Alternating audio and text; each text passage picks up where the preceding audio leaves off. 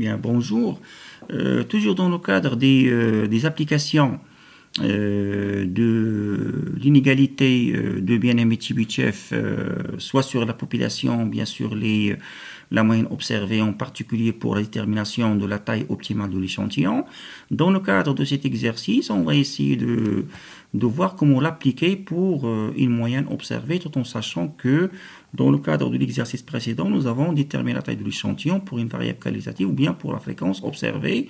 Et dans le premier exercice, nous avons appliquer l'inégalité à une variable définie au niveau de la population, tout en sachant que dans le cadre de ce schéma, nous avons bien fait la différence. Il faut bien faire attention dans un exercice. Est-ce que vous allez l'appliquer sur la population, bien sur la moyenne observée, ou bien sur la fréquence observée? Sur la moyenne observée, sur la fréquence observée, toujours on s'interroge sur la détermination de la taille optimale de l'échantillon, que ce soit dans le cas d'un tirage avec remise, ou bien dans le cas d'un tirage sans remise. Bien, dans le cadre de cet exercice 3, vous avez donc une variable. Donc voilà, on souhaite estimer la consommation moyenne par ménage. Donc faites attention ici, le fait d'estimer la consommation moyenne par ménage, c'est une variable quantitative. Donc c'est une variable quantitative et non pas une variable qualitative. Donc la question, quelle doit être la taille de l'échantillon? Donc on s'interroge sur la détermination de n, comme nous l'avons déjà fait pour l'exercice précédent, interroger pour que la moyenne observée sur l'échantillon ne s'éloigne pas de la moyenne de la population de plus ou moins 10%. Je vous rappelle que cette question, nous l'avons déjà traitée dans le cadre des conditions de convergence de la moyenne, ou bien de la moyenne observée faire la moyenne de la population.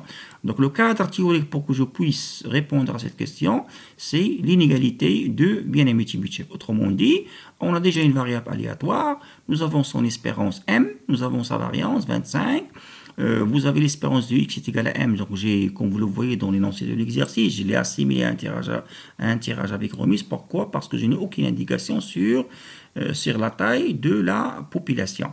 Voilà, donc c'est un tirage avec remise, donc je vais appliquer donc l'inégalité à la variable moyenne observée. Comme vous le voyez, donc x bar moins l'espérance de x bar inférieur ou égal à t sigma x bar, supérieur ou égal à moins rt au carré, comme nous l'avons déjà fait dans le cadre des schémas qu'on a bien développés auparavant. Le schéma, nous avons bien spécifié comme quoi, faites attention, nous sommes dans ce cas. Pourquoi? Parce qu'on travaille sur une variable quantitative, c'est la moyenne observée. Ce que nous cherchons, c'est la taille optimale de l'échantillon. Et cette taille optimale de l'échantillon, ça sera donné théoriquement à partir de l'inégalité de Bien-Aimé-Tibichev, ou bien par l'application de l'inégalité à la variable x bar. Pourquoi? Parce que nous avons toutes les conditions d'application, nous avons une variable aléatoire, nous avons son espérance mathématique, nous avons la variance de la population. Bien, donc voilà pour cet exercice. Donc on applique l'inégalité de Bien-Aimé-Tibichev à la variable x au bar. Voilà, je vais remplacer donc x bar mon espérance de x bar, t sigma de n. Vous avez donc la précision, mais la différence entre x bar et m, elle est donnée dans l'énoncé de l'exercice, comme vous le voyez ici, pour que déterminer la taille de l'échantillon, pour que la moyenne observée de l'échantillon ne s'éloigne pas, bien ne s'écarte pas de la moyenne de la population. Ça veut dire, ça c'est l'équivalent de quoi? X bar moins m, de plus ou moins 10%. Ça veut dire inférieur ou égal à 10%, avec une probabilité de 0,95. La variance, elle est donnée, est égale à 25. Donc voilà, je vais traduire, ou bien je vais appliquer ces informations, ces données sur l'inégalité, ou bien je vais transposer ces informations sur l'inégalité de Bien-Aimé-Tibichev, vous allez constater comme quoi inférieur ou égal à 0,1. Ça, c'est la précision de l'estimation. C'est-à-dire, je dois déterminer la taille de l'échantillon n, voilà n, je dois déterminer n, pour que la différence entre x bar et m ne dépasse pas. Ça, c'est une précision de l'estimation. Mais le degré de précision ne dépasse pas 0,1. Ou bien je vais considérer comme quoi cette différence est infinitésimale. Je dois déterminer la taille de l'échantillon afin, si jamais je ne connais pas la moyenne de la population, je vais la remplacer par x bar, comme je l'ai bien précisé, dans le cadre des conditions d'application de la moyenne observée vers la moyenne de la population. Dans un premier temps, comme je l'ai fait auparavant, je dois déterminer donc la valeur de t. Donc je dois déterminer la valeur de t. Donc la valeur de t, voilà, c'est toujours, on fait la correspondance entre la valeur de t, entre 1 moins 1 sur t au carré et 0,95. Voilà, comme je l'ai fait dans le cadre du premier exercice. Et je vous rappelle que nous avons trouvé t est égal à la racine carrée de 20. Donc voilà, une équation avec un seul inconnu. Donc je vais déterminer la valeur de t comme vous le voyez. Et voilà. Une fois que nous avons déterminé la valeur de t, donc je vais reprendre toujours l'inégalité. Comme vous le voyez, vous avez déjà, je cherche la taille de l'échantillon. Donc je cherche la taille c'est-à-dire de l'échantillon. Et à travers, dans le cadre de l'inégalité, comme vous le voyez, vous avez déjà une correspondance entre le degré de précision. Donc le degré de précision, c'est la même chose. Vous avez t sigma c'est racine carrée de n et vous avez 0,1. Donc je vais, une équation, vous avez t, je l'ai déjà déterminé égal à la racine carrée de 20. Sigma, il est donné dans le cadre de l'énoncé de l'exercice, c'est la variance est égale à 25. Donc il me reste tout simplement à déterminer la taille optimale de l'échantillon. Donc voilà, c'est pour cette raison, vous avez ici t sigma de n, inférieur ou égal à 0,1. Donc voilà, c'est la correspondance entre les deux termes de l'inégalité. Donc vous avez 0,1, vous avez t sigma de n, inférieur ou égal à 0,1. Donc c'est-à-dire, comme vous le voyez, je l'ai souligné en rouge, je cherche à déterminer n. Donc je vais porter cette quantité au carré, pourquoi? Parce que vous avez la racine carrée de n, donc t au carré sigma carré sur n, inférieur ou égal à 0,1 au carré. Voilà, donc je vais inverser, donc faites attention ici, ce passage. Si vous inversez, il faut inverser l'inégalité. D'accord? Donc vous avez ici, donc je vais inverser l'inégalité parce que vous avez ici n dans le dénominateur, donc je vais l'inverser. C'est pour cette raison, au lieu de, c'est-à-dire inférieur ou égal, vous avez ici supérieur ou égal, pour que je puisse déduire la valeur de n. Donc la forme générale de la détermination de la taille la forme générale de la taille optimale de l'échantillon pour la moyenne observée, comme vous le voyez, pour une variable quantitative, c'est n au carré, voilà, c'est n au carré, supérieur ou égal à t au carré, je l'ai déjà déterminé, la variance de la population divisée par 0,1 au carré, ou bien ce qu'on appelle le degré de précision. Si je fais une application numérique, certainement vous allez constater comme quoi n est supérieur ou égal à t au carré, etc. Je vais remplacer t par sa valeur, je vais trouver donc un échantillon, il faut prélever au moins un échantillon, de 50 000 ménages.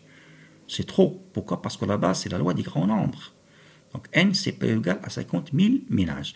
L'interprétation qu'il faut donner pour que la moyenne de l'échantillon ne s'écarte pas plus de la moyenne de la population de 0,1, la différence ne dépasse pas 0,1, donc il faut prélever au moins 50 000 ménages avec une probabilité de 0,95.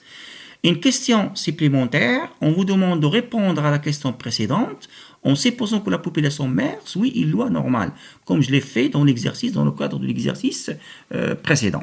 Donc, comme je l'ai bien précisé, si jamais la population mère suit une loi normale, l'échantillon, bien les échantillons prélevés de cette population vont suivre la même loi. Autrement dit, la moyenne observée, bien la moyenne de moyenne, ou bien il suit une loi normale de l'espérance x bar et écart type x bar. D'accord? Donc, il suit une loi normale. Autrement dit, au lieu, comme je l'ai fait dans l'exercice précédent, au lieu de déterminer t à travers cette formule, de déterminer t à travers directement de l'inégalité, ou bien à partir de l'inégalité de Bien-Aimé-Tibitchev, je vais la lire directement sur la table de la loi normale centrée réduite. Et toujours comme je l'ai fait pour 1%, je peux mettre alpha est égal à 5%, 1 moins 5% sur 2 est égal à 0,975.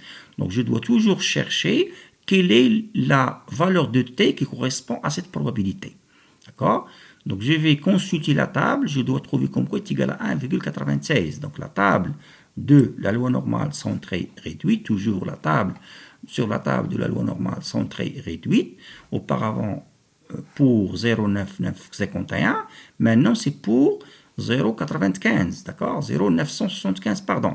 Donc 0,975, il est là, comme vous le voyez, donc je vais, voilà, cette valeur, voilà, je vais trouver t correspondant. Vous avez 1,9 et n'oubliez pas, comme je l'ai précisé, le deuxième chiffre du décimal. Donc, t est égal à 1,9 plus 0,06 est égal à 1,96. Donc, au lieu de considérer une valeur de t est égale à racine carrée de 20, je vais considérer uniquement une valeur de t est égale à 1,96.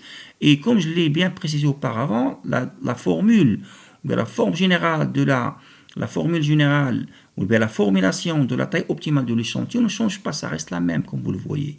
Seulement, la seule différence, au lieu de considérer une valeur de t égale à 10, racine carrée de 20, je vais considérer 1,96. Donc, par application numérique, donc je vais, comme vous le voyez, la taille de l'échantillon optimale en utilisant la table, ou bien la loi normale, uniquement 9704, au lieu de 50 000 en utilisant l'inégalité, ou bien en appliquant l'inégalité de Bien-Aimé-Tibychev. Donc, voilà comme conclusion, comme je l'ai fait pour l'exercice précédent, la loi des grands nombres t racine carrée de 20, approximativement 4,47, et la loi normale uniquement à 96. Mais le degré de précision ne change pas, ça reste le même. Le degré de précision ne change pas, ça reste donc le même, d'accord? Voilà, vous avez 0,1, 0,1. Là, donc, la taille optimale, en utilisant l'inégalité, il faut prélever au moins 50 000 ménages. Mais, en gardant la loi normale, uniquement 9 604. Donc, on préfère quand même la loi normale. Mais si je ne connais pas la loi suivie par la population, je suis obligé de passer par la loi des grands nombres. Il faut traverser 50 000. Mais le résultat est le même. C'est avec la différence entre x bar et m ne change pas. Ça reste toujours est égal à 10% ou bien à 0, et toujours la même conclusion, c'est que l'inégalité de Bien-Aimé-Tibychev par rapport, ou bien la loi des grands nombres par rapport à la loi normale, elle entraîne, ou bien l'inégalité entraîne des majorations d'effectifs très très importantes. Pourquoi? Parce que au lieu de travailler de tirer 50 000, je dois tirer uniquement 9 504, c'est-à-dire 9504 ménages.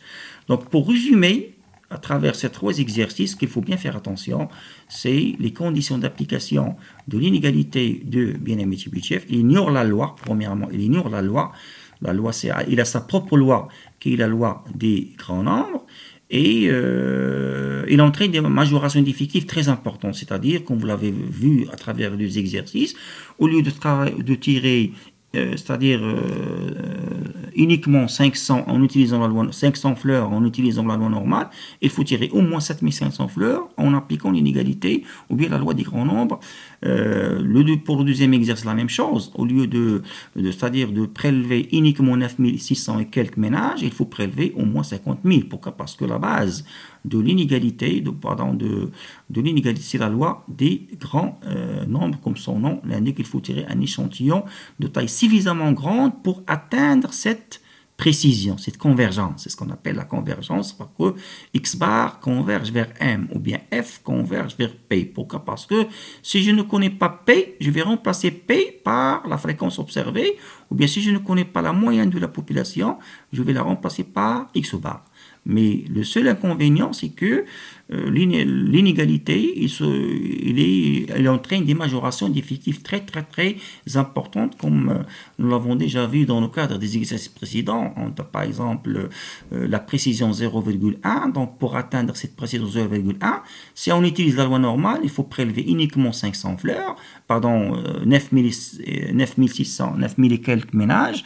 Et si vous utilisez l'inégalité, il faut prévoir au moins 50 000 afin d'atteindre la précision désirée, comme nous l'avons déjà vu dans le cadre par exemple, de la fréquence observée. Donc voilà ce qu'il faut prendre en considération pour chaque exercice. Il faut bien vérifier est-ce que vous allez appliquer l'inégalité pour une population, comme nous l'avons déjà, une variable définie au niveau de la population, comme nous l'avons fait pour l'exercice 1, ou bien sur une moyenne observée, ou bien sur une fréquence observée, comme nous l'avons déjà fait dans le cadre des deux exercices, l'exercice 2 et l'exercice 3. Donc je vous remercie et je vous donne rendez-vous à une prochaine. On va essayer de développer, je pense, les pratiques des sondages aléatoires dans une prochaine vidéo. Je vous remercie.